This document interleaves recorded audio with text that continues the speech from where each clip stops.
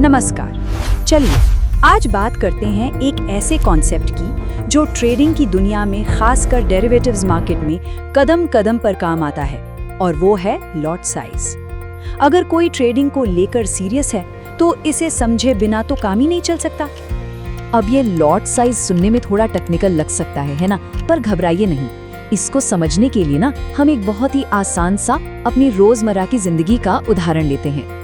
जरा सोचिए, आप किसी बड़ी सी थोक सब्जी मंडी में हैं। चारों तरफ कितनी हलचल होती है, कितनी आवाजें, है ना। अब आप वहाँ कुछ खरीदने गए हैं। मान लीजिए आपको घर के लिए बस थोड़े से, कह लीजिए 200 ग्राम टमाटर चाहिए। अब दुकानदार के पास जाते हैं और वो क्या कहता है, साहब 200 ग्राम नहीं मिलेगा, आपको ये पूरी की पूरी 10 किलो की पेटी उठानी पड़ेगी। अब बताइए, आपको तो चाहिए थे थोड़े से, पर खरीदना पड़ रहा है इतना सारा।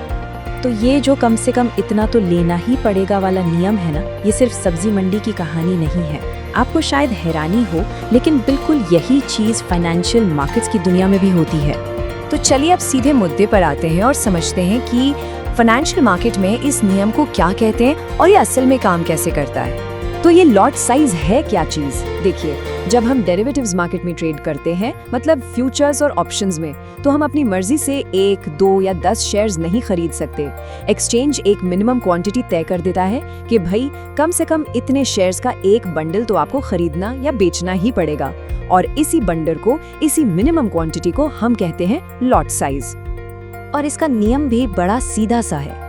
एक ट्रेडर या तो एक लॉट में ट्रेड कर सकता है या फिर उसके मल्टीपल्स में, मतलब 1 लॉट, 2 लॉट, 3 लॉट, 10 लॉट, ऐसे।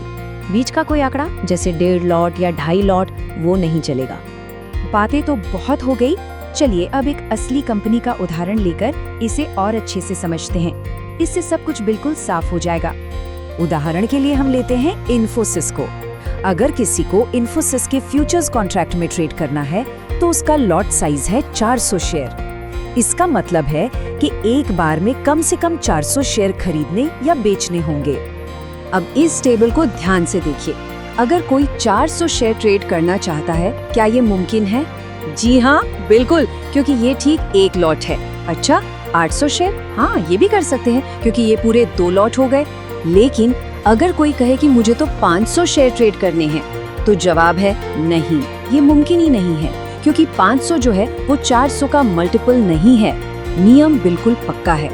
तो अब सवाल उठता है कि एक ट्रेडर के लिए ये सब जानना इतना जरूरी क्यों है?